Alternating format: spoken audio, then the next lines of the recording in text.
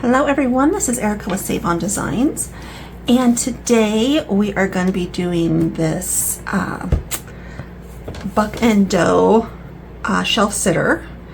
It's about 12 inches. I think it comes out to 11 and a half.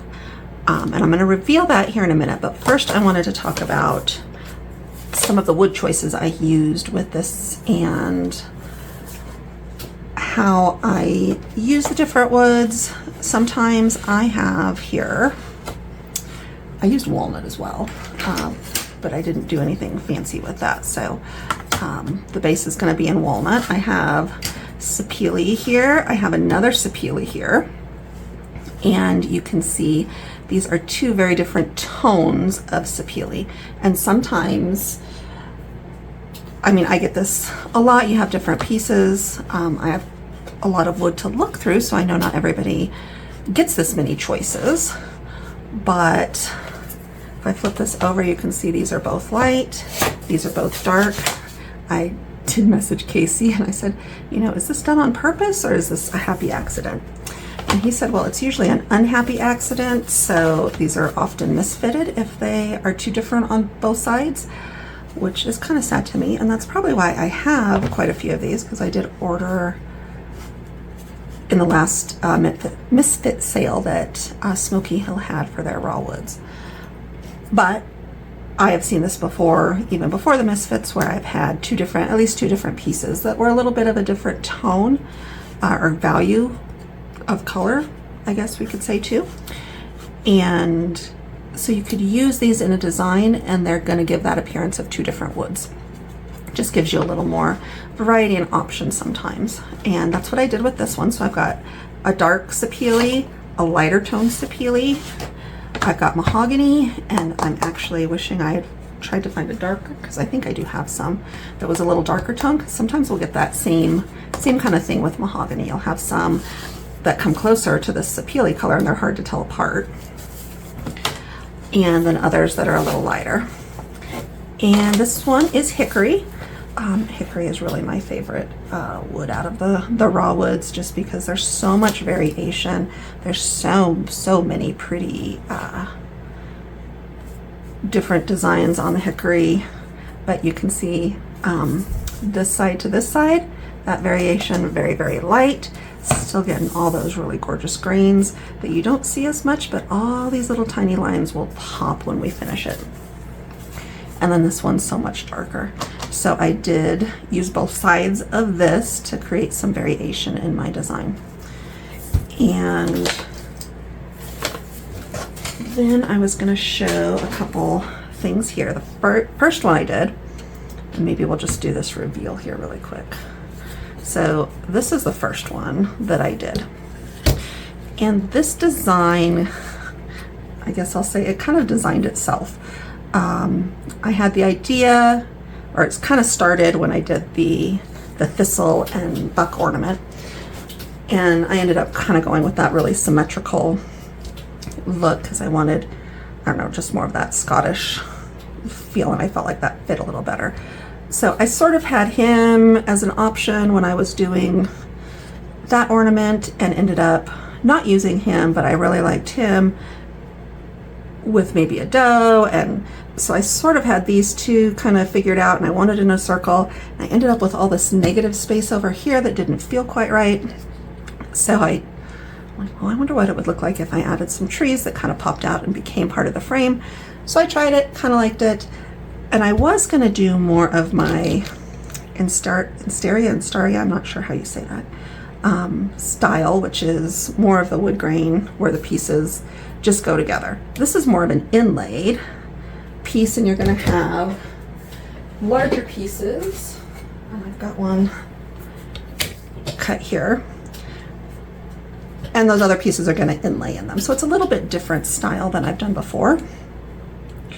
And like I said, sometimes they just kind of decide themselves. I was trying to get that fur look and a lot of swoopies in there, and they just kind of looked better as I was working on it as individual pieces. So I kind of kept it this way. I don't know if it's my absolute favorite style, but I don't hate it, and I think it's just a different style. and some people will really like it and some people might not, but it is what it is. I don't think it's a terrible design, so I am going to share it with everybody.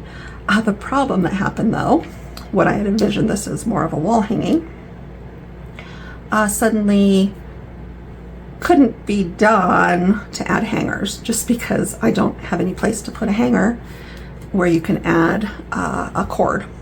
So I am going to include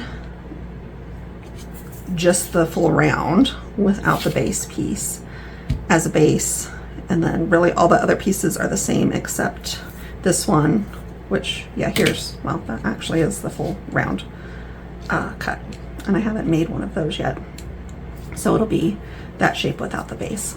And then you could add your own hardware on the back, command strips, however you wanted to mount that, if you wanted it up on a wall. Like I said, this is just under 12 inches because that's what I can cut.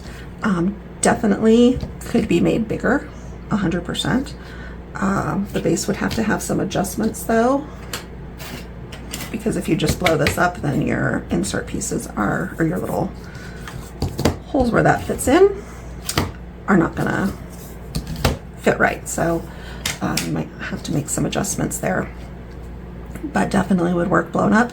I would not shrink this down, and I'm not gonna include any kind of smaller. I usually try to do at least a couple sizes and shrink it down a little. I am not gonna do that on this because we already have, there's a couple really tiny pieces in the eye and we can't go any smaller there. So this was the first one I made, just kind of the cuts, lay them in. I did glue this. This is 100% a 3M project. I would not recommend gluing. As I was doing it, I thought, I can't do a tutorial on this. It's gonna take forever. But it can be glued. I did it. If you don't have 3M and want to make it, you could still absolutely do that. The other thing I was gonna talk about with the wood tones here and how I use them, so that what I was thinking, I really liked when I designed this, I kind of had these guys separate, and how do I make the fur kind of line up? And I thought, you know, I'm just going to make the fur run together. So that's what I did, and we can get all gushy, kind of love story. They're kind of running together the same, whatever. But I kind of wanted them separate at the same time. They don't have to be. You could use the same inlay as you use over here, so they're the same color.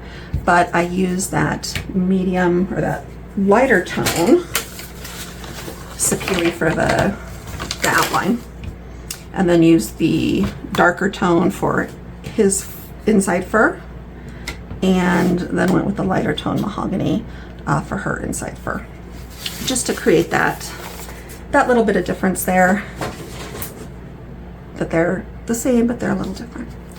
I use that hickory. This one has the light hickory and then that darker side hickory on that end, and the walnut, I kind of went back and forth if I wanted to do it a different color. I didn't. I just used another piece of walnut, but these are all turned in that same wood grain style. So even if you used the same wood for this versus the inside pieces, you're still going to get that distinction, because A, you see the lines, and B, that wood grain is going different directions. So you are definitely going to see those differences if you don't have all these variations. I did use cherry on the ears, which ended up being a lot lighter than I thought. This other one, I got more of a pink color cherry is where I cut it, and we're going to see how that finishes up. But this I glued, I sprayed, I sanded a lot. All these little pieces, every time that laser has to kind of slow down and move. I don't know that it slows down, but it spends more time in these corners, and that's when you're going to see so much more of that charring on these edges. So I had to do a lot of sanding on this one, and then I did my normal spray with my Rust-Oleum clear semi-gloss. And Sapele is so pretty, but it's so hard to photograph because it just gets, it's too pretty. It just doesn't reflect what you see in person sometimes in the photograph. So I know I can see a lot of glare off of this on here. And there were just so many pieces on this. On the next one I reversed it actually on accident. So the file will probably come with this reversed as well because I did a different technique here. And what I did is I basically cut everything upside down. So to do this, you have to reverse your image. So what you're cutting on top will be wrong. You'd have to flip it over. So you're using that bottom side. And to really make this work, you need to have your material elevated. So I did do a light sand on this, but not because it needed it as much as I just kind of like that. I like those edges just to feel a little softer and just make sure there's no little bits sticking up, which there really weren't, but there was almost no char on this because I had it elevated and it was on the underside. So the other thing that this does is you can really tell this almost looks like it has a kerf on it, and it does not. And I know all lasers are a little different, and that's why I do not add kerf to any of my files. And I usually don't, well, I don't cut any of them with a kerf because I want people to be able to make exactly what I have made without having to have any special knowledge or other things. I know some people do add kerfs to the file, and you're going to get a look more like this. And the reason this works, and again, I don't know every single laser type. I've had some people tell me that this doesn't work on their laser, but when that laser beam comes down, it's going to hit more of that energy is going to be at the top. So you get more material lost at the top, which that's what kerf is it's the material that's lost in the cut. So when it does that, you lose more material at the top because that's where more of the heat and energy is. And on the back, you don't lose as much. And that may vary based on how thick your material is, etc., etc. But this has worked nice, and even if it doesn't give you as much of this curved look, you don't have to sand. And I don't like doing this too much on a lot of my wood grain stuff because I like to see what wood grain I'm using and when it's flipped over, because that's what you're going to end up with, is the back side is what's going to show. I can't see that wood grain. This one wasn't as big of a deal because I just wanted the direction.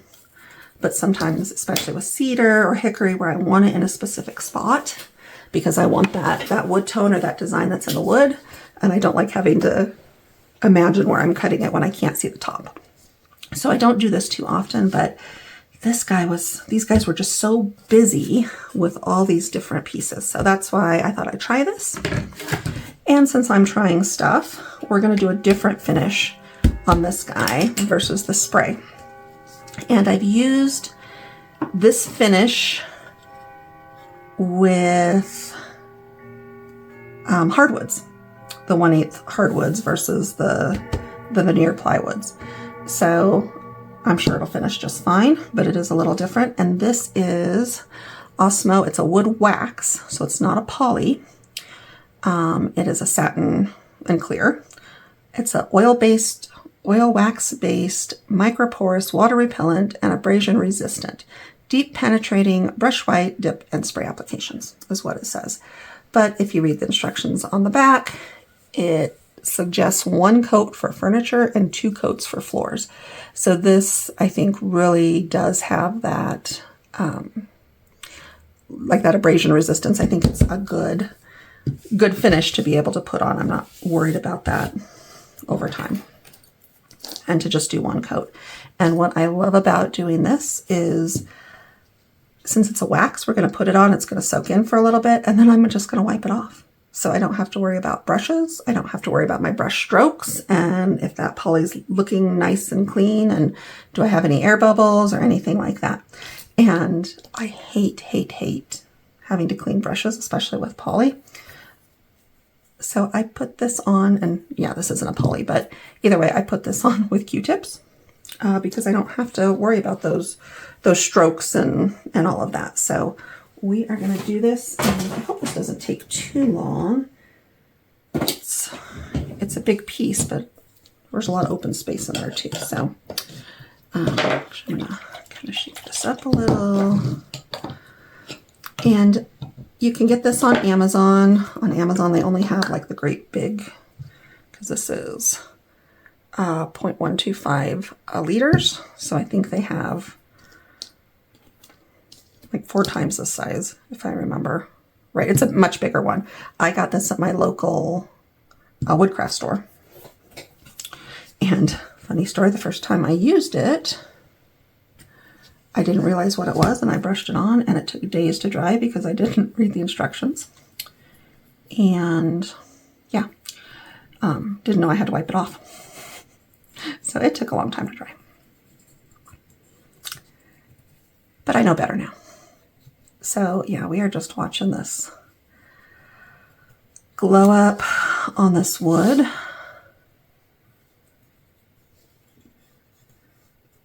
Whew, we love some walnut for sure. And I'm already making a mess. Grab a paper towel here. It drips. So this is going to take just a little bit. I could probably go faster with a brush, but like I said, it doesn't need a ton. It's just going to soak in, no brush strokes. So the base on this, I'll kind of pull this over and talk about it a little while I am putting that on. The base on everything I've done that is a shelf sitter type thing is off center a little bit. And I do that, so if you can see, you've got a wider little bit here than you do over here. And I do that so if you use a bigger backer, so I'm using 1/8 wood on the back of both of these. I just have that mahogany wood. A lot of times I've used MDF, but the file does come with the base, the hole sized for 1/8 wood or 1/4 wood. So if you wanted to have a little more sturdy backer on this and you wanted to use a 1/4, you could, but what starts happening at some point is that center of gravity gets off if this was right in the middle, because we have 2 layers and only that back layer is going into the base. So I move that forward just an oomph so that when you put the shelf sitter in the base, it is actually sitting center to the base, because there's a physics teacher in the back of my brain talking about center of gravity when I design these things. So this is looking really nice. Super excited. And I'm really liking that kind of more curved look for this piece. And you can see that soaking in. It's not going to be shiny. It is right now because it's wet.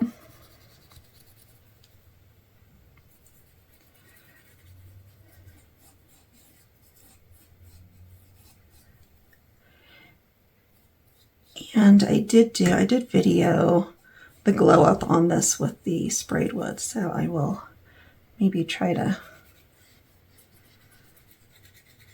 put that in to the video. We'll see if I can figure out that digital piece, so maybe I can slide that in here while I'm covering the rest of this. All right, let's do a glow up video on these inlaid deer. I've got, let's see, we've got sapele, a dark sapele and a light tone sapele. We've got some mahogany, cherry, hickory, and walnut on this piece. So let's see how this is going to look. Ooh.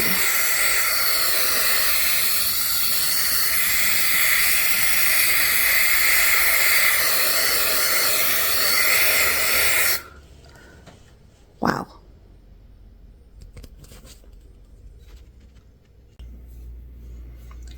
All right, almost done.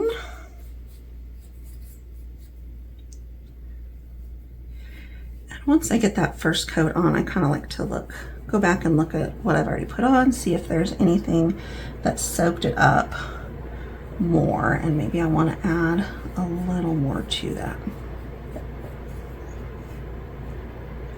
piece. So I want to be sure I'm getting all my edges really good. So a couple over here it looks like I missed, and those edges are going to soak up the finish more, I think, just because there's more line area, more raw wood area there.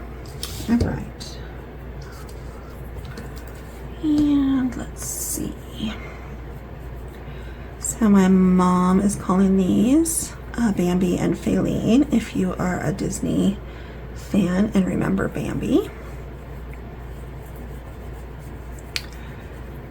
And yeah, I'm just looking, there's a couple spots here that soaked that up really well. So I'm just gonna add a little more, and we're gonna let that sit for a bit. It says a half hour. I kind of feel like if it's soaked in that much, we're already kind of to that point. So I will wipe this down in a little bit, but I am going to talk about the base and how I put these together and what's included in the file. And I think I'll do a little more up here. And yeah, what's nice about this is it's one coat, it's done. I let it dry overnight after I wipe it down. And actually tonight, it's about 2 o'clock here, so I may flip it over and do the coat on the back and then set it up in the base and let both sides air dry overnight. Because once we wipe this down, it'll be dry to the touch. So you don't have to worry about fingerprints or anything like that once that's all wiped down here in a bit. All right, I'm gonna set that aside and talk about the base. So in the file, you're going to get a jig. So it's just basic rectangular cutout. You want to cut this out of whatever wood your backer is. And for these also, by the way, I didn't put score marks on these at all, because once you cut this out, there's no need to have a score line to match it up. Side note there. So when you cut this, it does two things. It is going to tell you pretty quick before you get everything completely finished if whatever your back piece is going to fit correctly. And I did bump these a little bit more for the raw wood.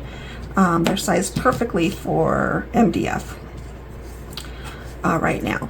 So the other thing this does is when you are putting these together, so there's 3 pieces. I'm trying to see if I have some other pieces. This was another one that didn't work out. When that jig sits in there, you can set that right on top. And if you've ever built a base and you do it without something like this, sometimes they get off just a little bit. So you want to put enough glue. You don't want it oozing out because you don't want to glue your little jig in here. But when you put these on there like that, you know your piece is going to fit in. So you're not going to have that little extra little bit sticking out. So, and I'm going to need to pause here really quick. Somebody's at my door, so hold on just one moment. All right, that was actually a perfect little break because that gave some time for this to soak in. And I'm going to grab a fresh paper towel here, wipe this down.